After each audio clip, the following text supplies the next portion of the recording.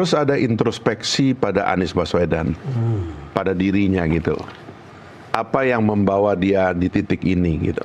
Hari ini sosok ngajarin Anies ya teman-teman ya. Dia tidak sadar kalau dirinya juga gagal teman-teman ya. Untuk menjadi seorang dewan teman-teman. Nah kita tonton videonya terlebih dahulu ya. Ini teman-teman. Ini tiba-tiba ada koalisi plus, Kim plus. Ya.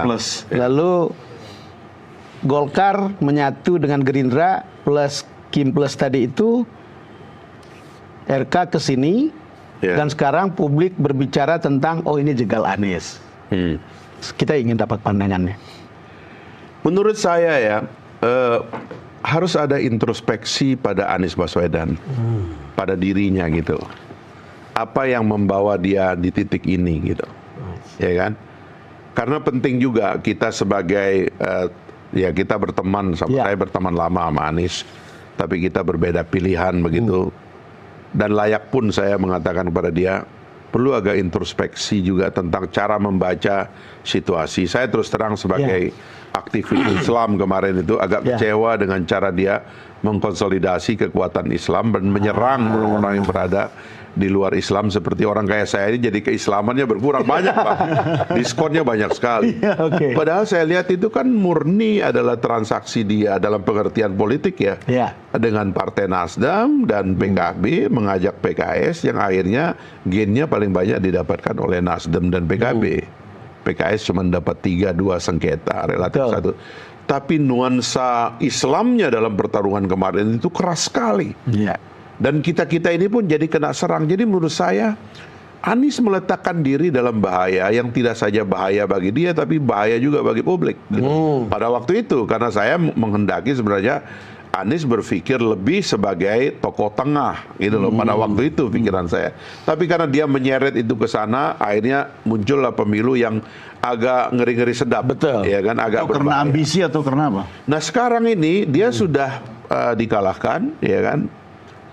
Tapi kenapa dia dari calon presiden turun kembali menjadi DKI, kecuali kalau bahwa dia mau mengulang 2024 dengan cara menantang presiden dengan posisi dia sebagai gubernur dan menggalang kekuatan oposisi di belakang dia.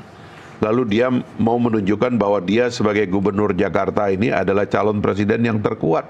Dia misalnya itu tidak sehat bagi transformasi tadi yang saya katakan ke ibu kota itu gitu loh. Jadi kalau menurut saya sebaiknya beliau agak introspeksi dan mengambil posisi lain. Cara Bung Fahri berpikir tentang Mas Anies yang kemudian tadi itu dibilang memanfaatkan kelompok-kelompok Islam kanan ini gitu. Apakah itu juga ada dalam pikiran Kim Plus ini yang membuat misalnya ada tanda-tanda apa namanya Nasdem akan ikut, PKB akan menarik dukungan. Apakah ada dalam PKS juga ikut saya dengar. PKS? PKS selama ini. Ya maksudnya saya khawatir ini semua kampus orang alumninya semua orang ini juga lagi ngomong sama Anies gitu loh. Lu tahu diri dikit lah, ya kan? Lu udah bikin ribut seantero Republik kemarin, ngapain lagi bikin ribut ibu kota ini kan gitu. Tahu diri atau tahan diri? Dua-duanya. Kalau begitu kita tahan diri dulu. Bagaimana teman-teman ya? Jadi Fahri ini seperti kita tahu ya selalu ngoceh saja mengkritik Anies Baswedan. Bilang Anies ini tujuannya apalah, kemudian bilang Anies Baswedan ini agar tahu diri lah ya. Yang tahu diri itu sebenarnya Fahri Hamzah ini ya teman-teman. Kalau kita lihat perjalanan dia ini adalah pernah dulu menjadi kader PKS ya. Kemudian mereka bersitegang dan akhirnya dia keluar ya. Dan membuat partai baru yaitu Partai Gelora. Alih-alih lolos ke Senayan, ternyata Partai Gelora ini pun tidak lolos. Bahkan suaranya di bawah 1% teman-teman. Sangat menyedihkan sekali ya.